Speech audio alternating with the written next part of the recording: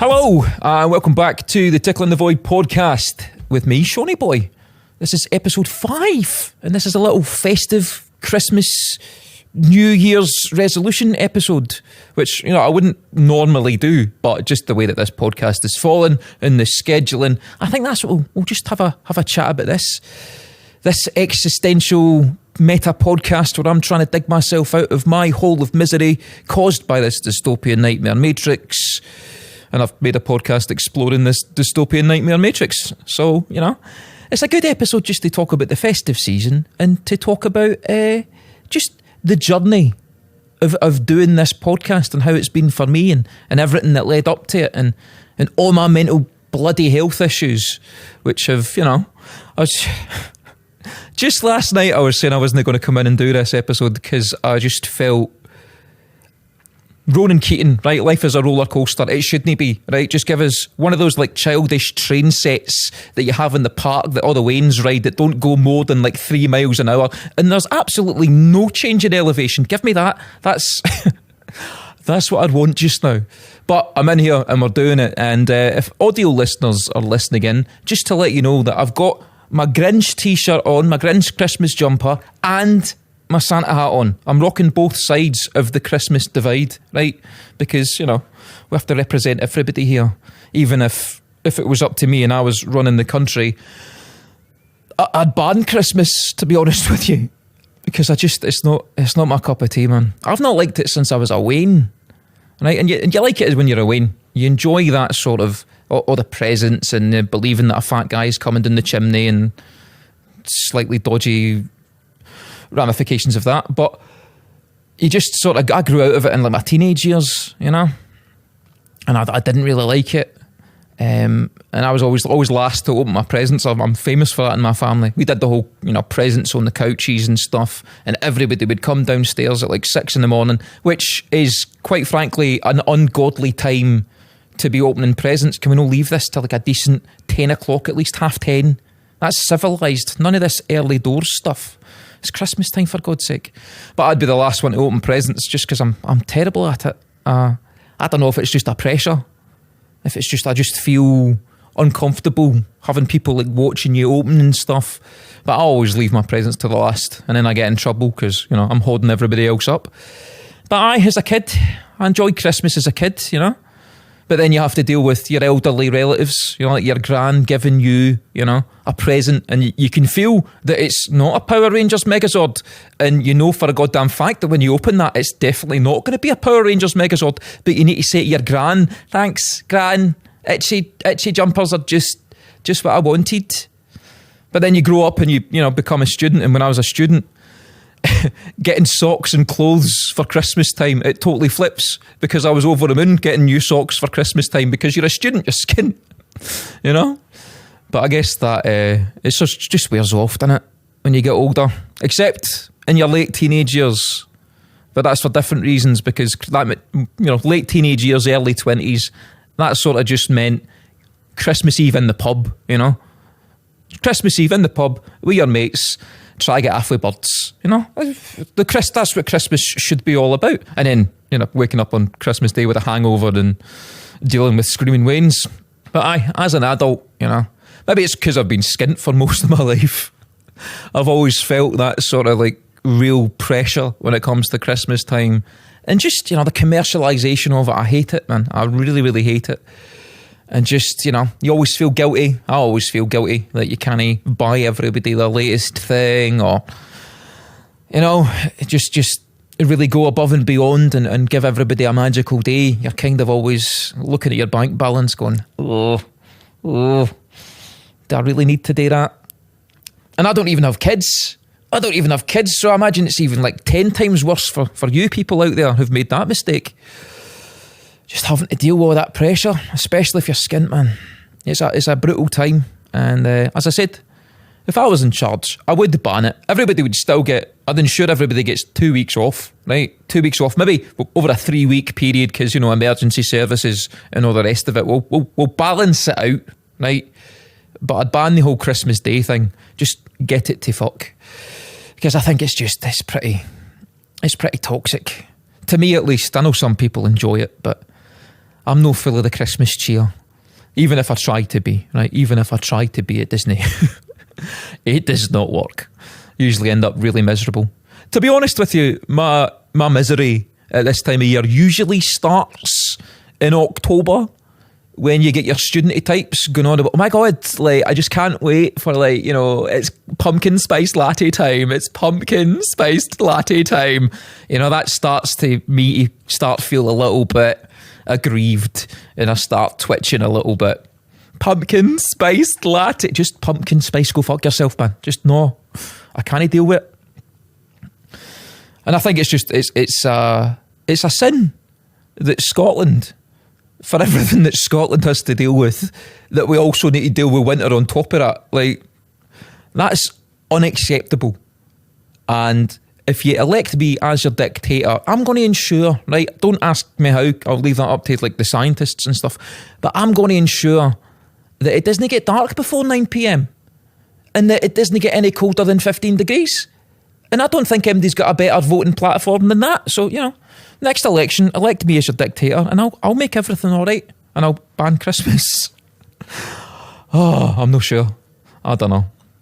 So while I'm not a big fan of Christmas, one thing that I do like, and I wish it was all year round, and it's no, and even if I banned Christmas, I'd still keep this, right, is that whole goodwill to all men stuff, goodwill to all people. Like, I don't need cancelled for saying the wrong thing.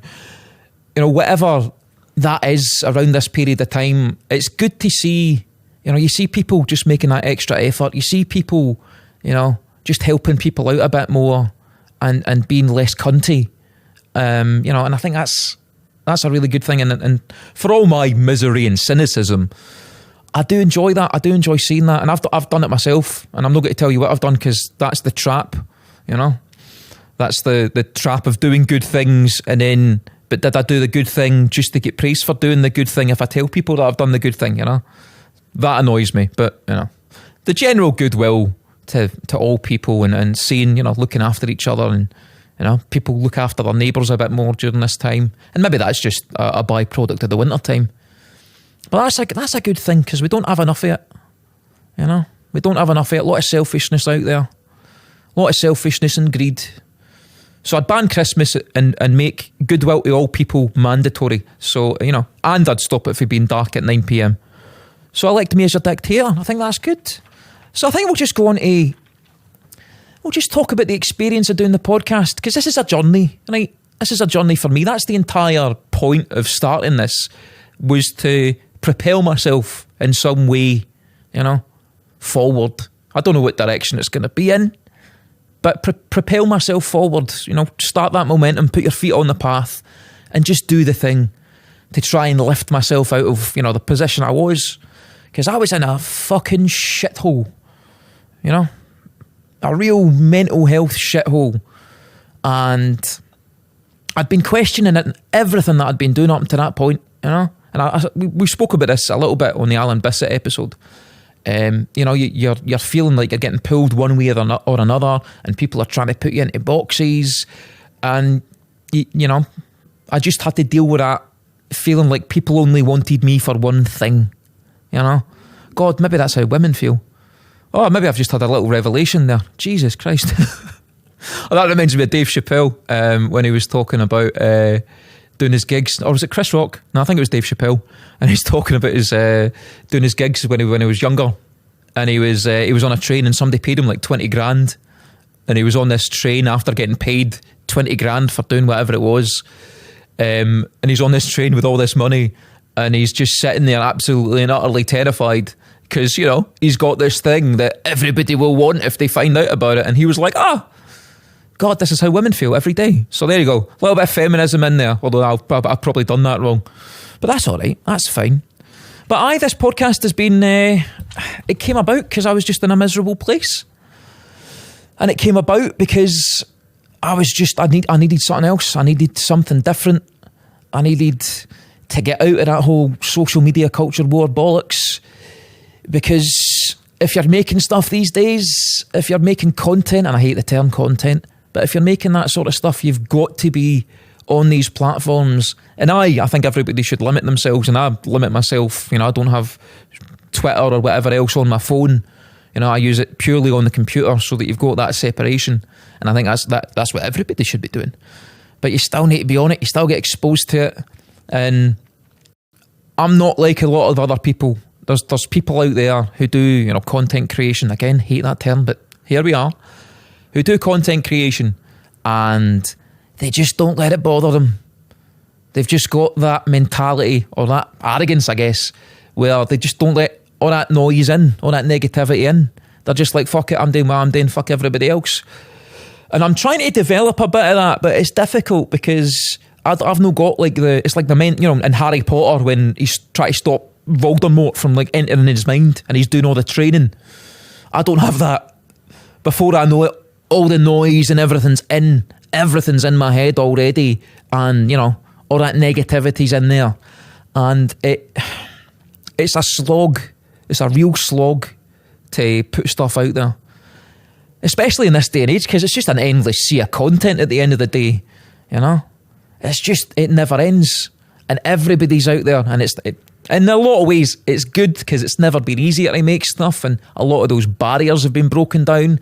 But at the same time, that just means everything's saturated, and why should I make anything if it's just going to get chucked into this big endless sea where it's very, very difficult to stand out, it's very difficult to be heard. And even, do you want to be contributing to that? That's another question that gets put into your head. Do I want to be contributing to this shit? Is this what's good for anybody else? And is this what's good for me? Or should I don't know, trying to be an accountant or something, you know, something like worthwhile, even if I'd, you know, probably become even more depressed than I already am if I was an accountant. But then I'd get to move to Bearsden because that's where all the accountants are, isn't it? And you get a nice big house. I don't know. I might have made the wrong career path at some point, but whatever. But it's been a journey. And I'll tell you how this started actually, because it's useful piece of information for everybody to know. I met up with Darren McGarvey, right? And we just had this big chat. And even that, right, I'll tell you as a man, we've not dived into a proper mental health episode yet, right? And so I'll still need to do that. We touched on it a little bit with Gavin's stuff, but that was more about structural sort of inequality and that sort of thing. But as a man, I think it's still difficult in this day and age, despite all the talk and all the like surface level. My God, male mental health's like so important. It's so important, guys. I think a lot of that stuff just gets sort of folded into just content creation and just content farming and a lot of virtue signalling at the end of the day, where the actual reality of it is still, we're better than we were, right? We've come a little bit, but we're nowhere near where we need to be. And you know, as a guy who's getting on in years, I know I don't look it, but I'm getting on in my years. As a guy, you know, reaching out to other guys for help, you know, that's fucking brutal. That is genuinely high school levels of anxiety and stress. And I think it's a lot easier, you know, just by the way that women sort of socialise with each other. I think it's a lot easier for women to reach out, and they're a lot more like supportive of each other, which is something that men, you know, are not exactly famed for. So anyway, I reached out to Darren for a wee chat, and we had a great chat, and he was like talking about my sketches, and he was talking about the film I did, and he was like, you need to do live stuff. You need to do live stuff. You need to get into the live stuff. And I'd been thinking about that for a while, but obviously I've been, you know, up and down with all this nonsense and just struggling with, you know, what path to take and am I being co-opted and blah blah. That well, I was thinking about the live stuff. I was worried about it. You know, I didn't want to just jump into doing live stuff just on the off chance that people only wanted to see me dressed as Patrick Harvey. You know, I probably could have made a lot of money out of that, to be honest with you. If I was a real grifting bastard, I would have just lent into all that stuff and that's all I would have done. But, you know, that's not me. I did what I did, I've said what I've said, but I'm not going to just become a dancing monkey for one particular slice of the Scottish political spectrum, you know? So I was thinking about the live stuff, and that then put me on to trying to figure out a way to expand my audience, I guess. or even just to try and find if there's people out there who are as equally exacerbated by everything as I am, try and find that connection with people, because I'm done with that culture war shit. I'm done with the hostility, the perpetual hostility. I'm done with people indulging in hatred, even if they think they're not, because that's what these social media platforms do. You might think you're not being a hateful little shit, but I fucking guarantee you are. That's the drivers. That's the things that's making you, oh, this fucking person said that. Oh, it's hatred. It's hatred of the other. It's hatred of your enemy. It's hatred of whatever. And I just wanted out of it. And that's why I started it, And I probably should have done live stuff a lot sooner. I did one stand-up gig last year. And I'll tell you a little bit about that, because that's quite an interesting story. So I did that, and people paid to see me, which was, nerve-wracking in and of itself. And I'd never done stand-up before. I'd never been on a stage. I didn't know how to do stand-up. And then I sat down and I was like, I needed to do a 15-minute set, which is the complete opposite of how people tell you to do this stuff. And I was like, oh God, how'd you do it? So I wrote out a big rant, and then I just went through it and added jokes in, and went through it and added more jokes in, and then just learned it. And so this great mystical thing that I thought, I had no idea how people did this thing, the actual reality of it was a lot simpler, like in terms of the creation of it. When that gig came about, I had no nerves before it, which was quite alarming. People always say you're supposed to be nervous before the thing, you're supposed to be nervous before the thing. And I had no nerves before it. I was just sitting waiting for my turn, and then, I got up, I did my bit. It went really fucking well, got some massive laughs. I fumbled my lines a few times, but I just laughed it off. I had my whole script on the phone, so I just laughed it off, did that back in the game. And it went really fucking well, considering that was my first time ever on stage. But what nobody told me was, it can happen that afterwards is when you get all those negative feelings. Afterwards is when the bad stuff happens. So I got off stage, rapturous applause. It went really well. I sat down and I felt like I'd fucking died. I sat down and I felt like I'd just been falling into this deep void. And I just kept falling, and I just kept falling, and I just kept falling. And I was supposed to hang about there, until like the end. But I was like, oh God, no, I can't face MD. I can't do nothing. I need to get out of here. I need to get out of here. So the break came, and I just fucking hightailed it out of there, past everybody at the bar who were like giving me congratulations and everything. I was just like, no, can I do it? Out the door. I ended up just walking around Glasgow for about 2 hours until I felt some semblance of normality again. So that's probably tainted my experience of doing live stuff. But I had a really good conversation with my dad actually about that. Because, I don't know if a lot of sons struggle to speak to their dad about stuff, but I do. But we went for dinner, him and my mum. And I was telling him about it, and he was really, really proud. He was, oh, well done, son, well done. And I told him about how I felt afterwards. And he was like, aye, that happens. I used to do speeches in front of businessmen and stuff like that. And, it'd be a big speech. You'd be prepared it for ages. And you're in that energy flow where you're giving energy and you're getting it back, and you're giving energy and you're giving it back, or getting it back. And sometimes at the end of that, you just feel deflated because you've been on such a high level of sort of performance that your energy has to dip down. And I was like, all right, fair enough. So that was a good wee bonding moment with me and my dad. So I haven't done any more live stuff, but that's why I'm here, thinking that if I can do this, and if I can just keep going with this, as difficult as it is at times, and we'll get into a little bit more of the mental health stuff, then I can just maybe broaden out my audience a little bit more, so that I'm comfortable that the people who are maybe coming to see me or whatever don't just want me to be a dancing monkey. They don't just want me to do that little one wee thing, or just make fun of the nationalists. What about all the times that I've done other stuff? That's not important, So that's kind of why I'm here. And even starting this was fucking nerve-wracking. Even starting this was riddled with all that negativity, because I'm shit to myself, right? And maybe this will be useful for anybody listening who is also shit to themselves.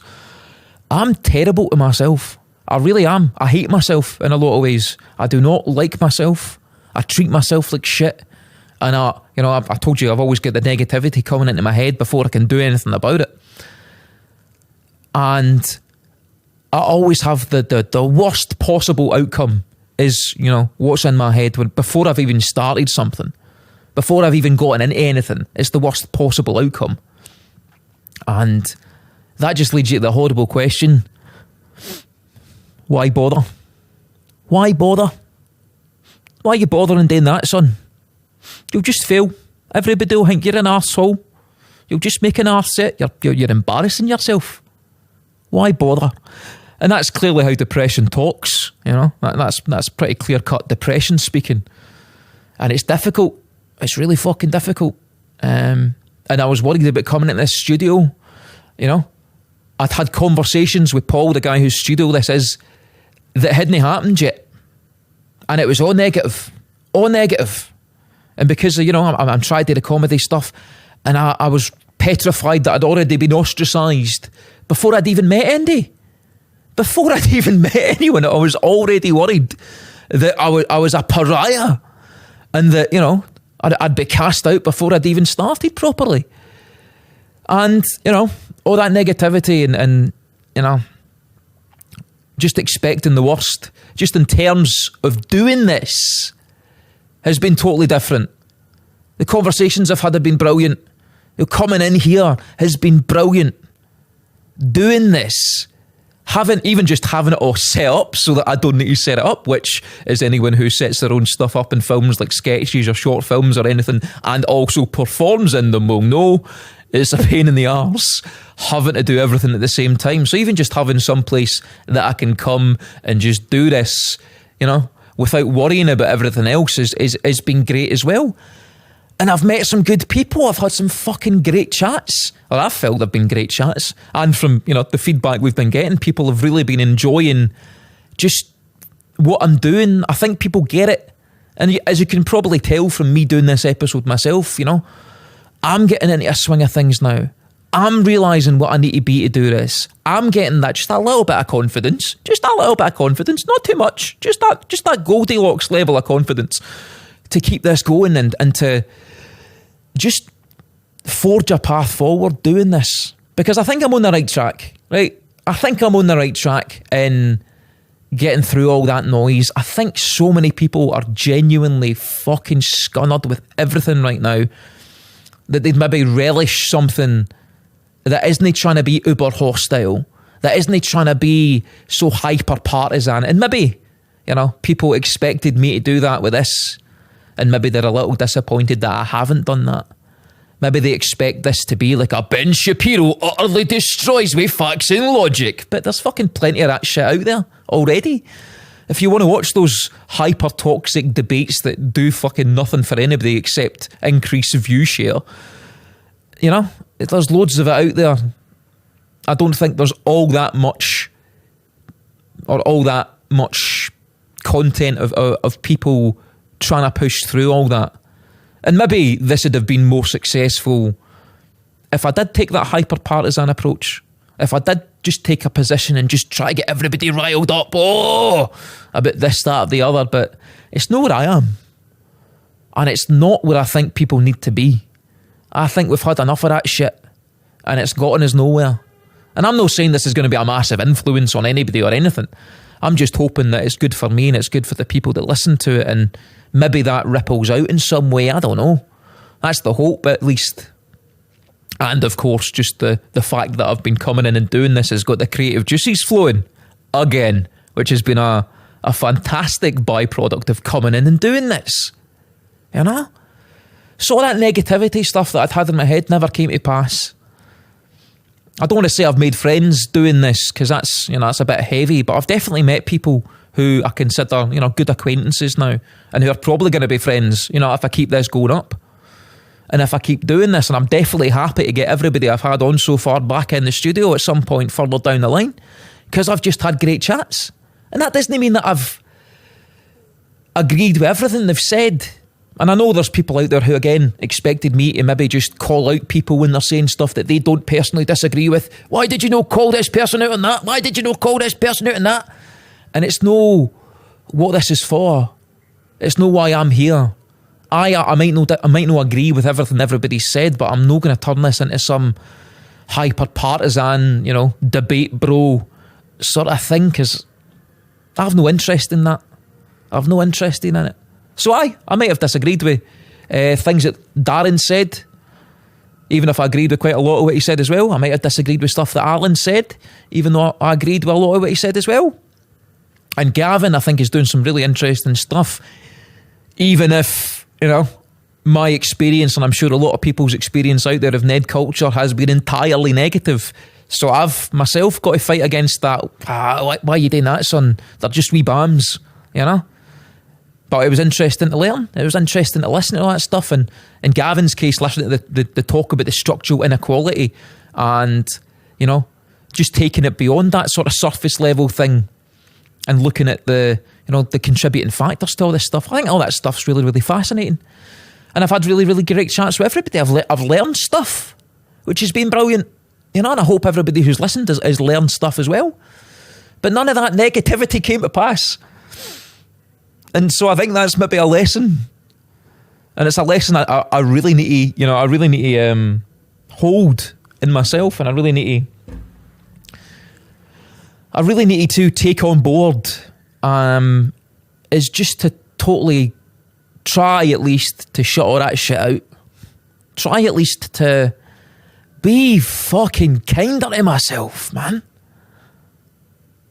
There's probably a lot of people out there who are also in a similar boat who don't treat yourselves as well as you should. And I'm not saying, there's maybe some also people out there who treat themselves far too well, and that leads to a whole bunch of other problems. But if you're treating yourself like shit, then I think going into this next year, you should really try not to. And the way I think about it now is, even, I'm not totally healed or whatever. My mental health's still in the bin. I've still got my ups and downs. I didn't want to come in and do this episode itself because I was feeling totally shit about myself. But the way I think about it is, if you were going to have a conversation with yourself, and the conversations that you're having with yourself, and the conversations I'm having with myself, if that was coming from another person, another me, right? And they were talking to me like I talk to myself in my head, one, I'd probably kick fuck at them, right? Because you don't put up with that shit. And another thing, you'd cut them off. You would pay them no mind. You wouldn't meet up with them ever again. And the way I speak to myself is so different to the way that I'd speak to anybody else. The way I treat myself is so different to the way I'd treat anybody else. Even people that I fucking hate, I wouldn't treat half as bad as I treat myself. It's a mental fucking thing. And continually having that, doing the things that I've been doing, has been a fucking slog, man. And so another byproduct of this podcast is just coming to that realisation, Just coming to that realisation that we deserve to treat ourselves a little bit better. Life is shit. The world is shit. This is absolutely, really, really happy Christmas message that I'm giving out. But it's got a nugget of gold in there, right? It's got a nugget of gold in there. The world is shit. People are shit. There are plenty of people in the world who would be willing to fucking tear you down, especially online, right? That's just par for the course, even if I do let it affect me really negatively. There's plenty of people doing that shit, so why the fuck would you do it to yourself, man? Just be kind. Just be kind to yourself. Treat yourself a little bit better. And that's what I'm going to do in this new year. Is just treat myself a little bit kinder. And try not to let all this shit interfere with what I'm doing, because I've got big ideas. I've got big ideas for sketches. I'm trying to desperately move entirely away from the politics shit, just because it's so fucking miserable and depressing. But I've got massive ideas about, completely mental sketches and sort of short film stuff that I want to do if I could sort the funding thing out, and collaborations and all the rest of it. And I'm going to get absolutely nowhere with that shit if at every turn I'm going, you're going to make an arse of yourself, son. Going to embarrass yourself. Nobody's going to like you. Everybody hates you. Why bother? I need to jettison that shit. And I hope if you're listening to this and you're also suffering from something similar, then, you know, just take it from someone who has literally just been on that little path. Be kind to yourself, man. And that's probably what I'm going to do moving forward, because I'm fucking excited about this new year. And I'm never excited about the new year. I was going to do a new year or a year in review, and looking back on 2024. But then I looked back on 2024 and I thought, fuck that. Who wants to look back at that shit? Let's just treat 2024 like a really bad night out, right? Where you've got absolutely hammered, you've made a total arse of it, you've got big, you've blacked out for loads of it, you're getting horrible flashbacks. Let's just treat that as one of those nights out, right? Let's just put it behind us and pray to God there's not video evidence of what we've done, right? Let's just deal with a hangover and move forward. But looking forward to the new year is something that I've never really done. And maybe it's because I've been in a shit situation these past few years, and I've never really felt in a position to both look back at the new year with, oh my God, so look at all the things we've done, and looking forward to the new year with anything but despair. But I'm looking forward to it. I'm looking forward to continuing this podcast. I'm looking forward to just meeting more people and having chats. And I'm looking forward to the creativity coming back, man.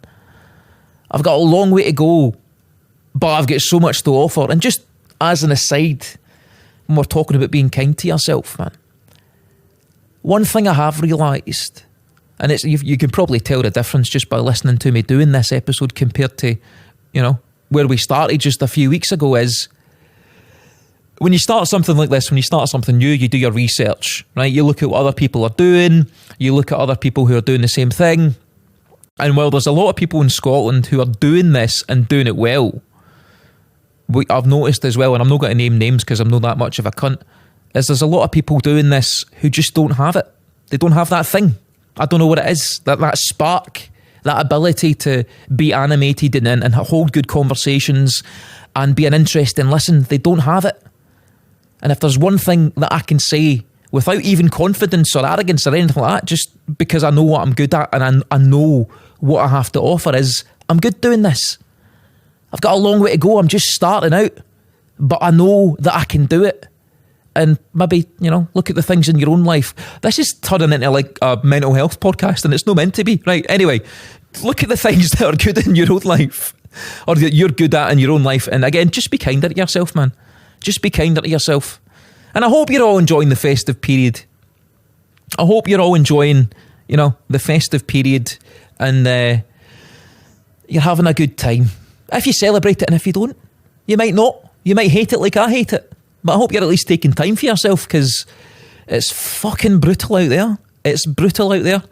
And I hope you're at least watching some Christmas movies, because that's what you need to do at Christmas, right? Even if you hate Christmas, there's got to be at least one Christmas movie that you like. That could be Die Hard. That could be Hook. Hook's my favourite one. Hook along with Muppets Christmas Carol. Hook is a horrible, cheesy 90s film, but it's Robin Williams, man, and I love Robin Williams. That was a staple of my childhood, Hook, Mrs. Doubtfire, Aladdin. What else did he do? He wasn't in The Lion King, was he? No, he wasn't. What am I thinking of? Who am I thinking of? Rowan Atkinson. Oh, I've got them confused, right? He wasn't in The Lion King, but Robin Williams, I think that's just a really good, comforting sort of watch, his stuff. Except 1 Hour Photo. I don't know if anybody's watched 1 Hour Photo. I watched that a few years back, and that was like unnerving, seeing Robin Williams in this like sinister, creepy role, which he played phenomenally, but that jarring disconnect from this happy-go-lucky guy into a proper like real psychopath sort of actor was quite unnerving. I don't know, actually, that's an interesting thing. Speaking of social media, right, and we've been talking a bit about this on the podcast these past 12 years. I remember when Robin Williams died, right, and I'd went over to Edinburgh to go drinking, and I'd met up with some workmates who'd been out the night before when it happened. And I think this was the first time, because social media had become so saturated, because smartphones had become so saturated, that this guy I knew was in the pub when it happened. And he said it was such a surreal experience because everybody experienced it at the exact same time. And I don't think we'd really had that up until that point, you know? Usually you had to find it out, you had to watch the news, or someone would message you, or you'd read the paper, or whatever it is. So I think it was 2014, the summer of 2014, was, real social media saturation, where we're all experiencing everything at exactly the same time. And, well, I suppose that might be good in a few ways. Take the Robin Williams stuff, you can all sort of mourn together at the same moment, but I think that's also set us on a horrible path. But we'll maybe dive deeper into the social media stuff at another point in time. We'll get back to Christmas, right? We'll get back to Christmas, because The Muppets Christmas Carol, alongside Hook, is my favourite Christmas movie, right? And I don't know what it is about The Muppets Christmas Carol, but I just love it. And I love the bit where I think it's Rizzo and Gonzo are climbing over the fence, and they're straining over this fence to get to the graveyard, I think it is. And they're straining, clambering up over it. And then they get to the other side, and then Rizzo's dropped something. And he's like, you've dropped something. So he just goes through the bars and just picks it up and just comes back out, man. I don't know. That's always stayed with me since I was a kid. Just those little comedy moments that just brighten up your day. But I hope you're all enjoying yourself and finding some time for yourself. And moving forward, because what I'm going to be doing is carving out a bit of time to watch The Lord of the Rings.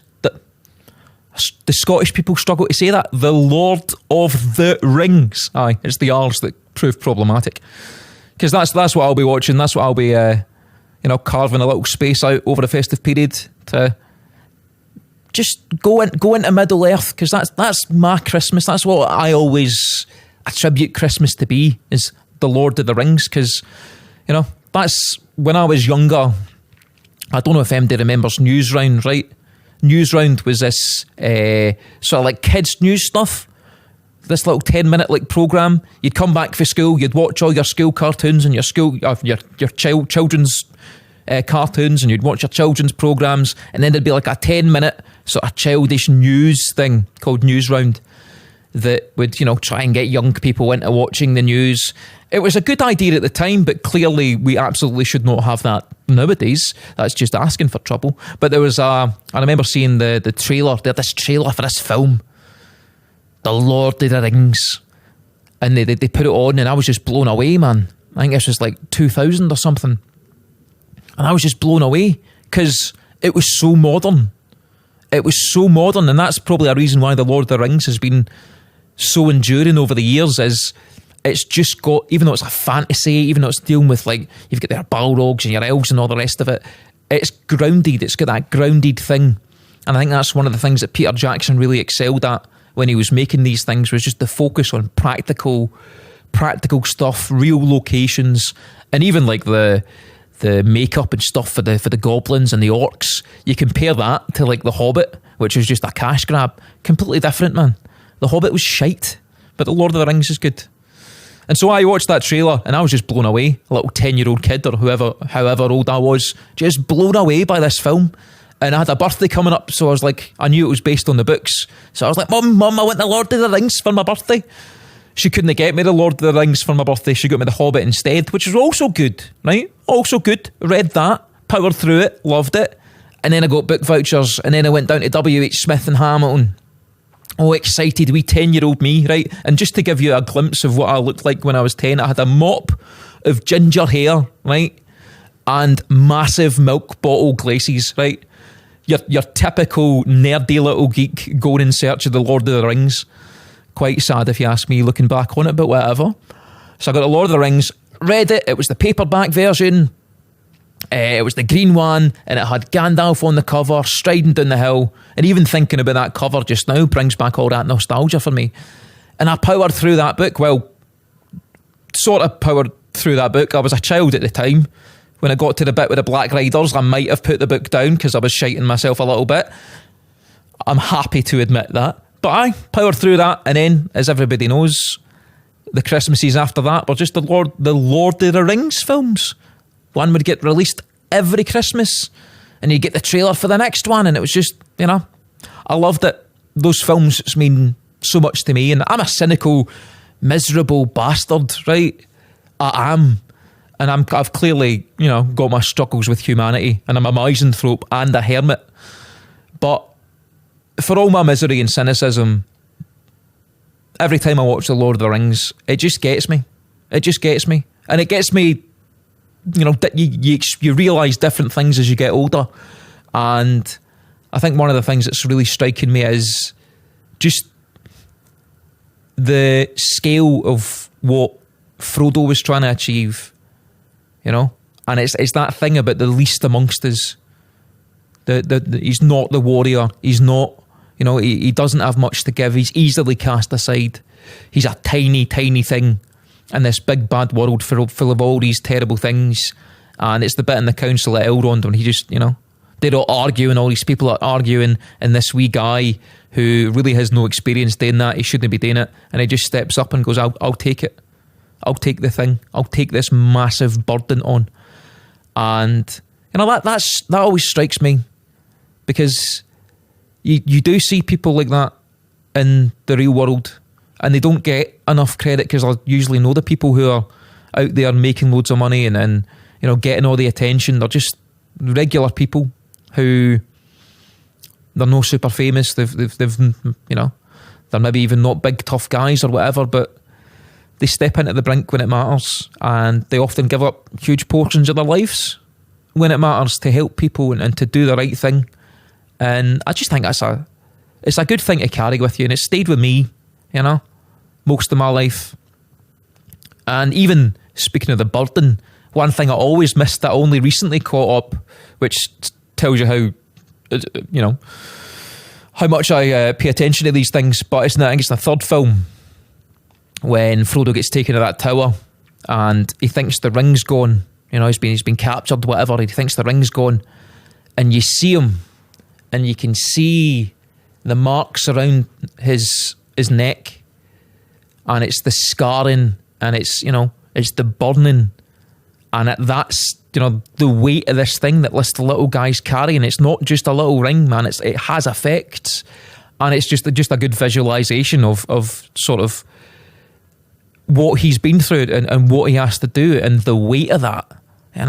It's always stuck with me. These are my favourite films. That's my Christmas, and it always comes back to that thing that when Frodo and Sam are talking at the end of the second film, they're talking about stories while Gollum is off, getting his schizophrenia back. And they're talking about the stories and the good people. And I think Frodo asks Sam, what is it that we're holding on to? And we're holding on to the fact that there's some good in this world. And it's worth fighting for. And that might come across as idealistic and saccharine or whatever, but it's good. It's a good thing to keep with you, because these are dark times. And we could all maybe just do with a bit more of that. Maybe if everybody was more like Samwise Gamgee, the world wouldn't be in as shit a place as it is. But I think we're coming up to the end of this now, this little festive episode. And I genuinely hope you're taking care of yourselves. And I'm excited for the new year. I'm excited for what's coming. If you've been enjoying this stuff, please get on the Patreon. I realise that some people might not even know what Patreon is and might be a little bit wary of it. So it's just a site that you can sign up to, and you can become members of your favourite creators' little pages.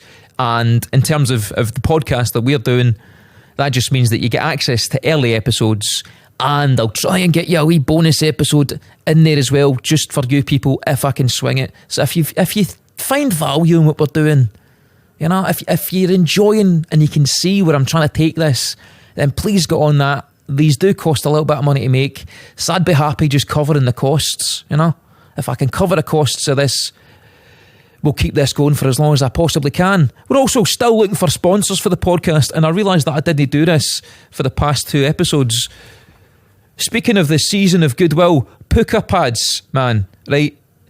You need to show us some goodwill, and you need to go on with a sponsorship of this podcast, because we love the Puka Pads here, right? They're my favourite notebooks. I don't write in anything else. So please, just return the favour, right? That's my Christmas present, if you can swing it. But I think that'll wrap us up. I'm not one for New Year's resolutions. I don't like all that stuff, but just be kind to yourselves out there, people. And I guess we'll see you for a miserable January. Cheers. Yo, I'm in the light at the end of the tunnel. Paper stacks, yeah, I got them in the bundles. Harry Potter breaking bread with the muggles. They said I wouldn't make it, now they looking puzzled. They said I wouldn't take it, how to go and hustle. Get the bag, it ain't never getting fumbled.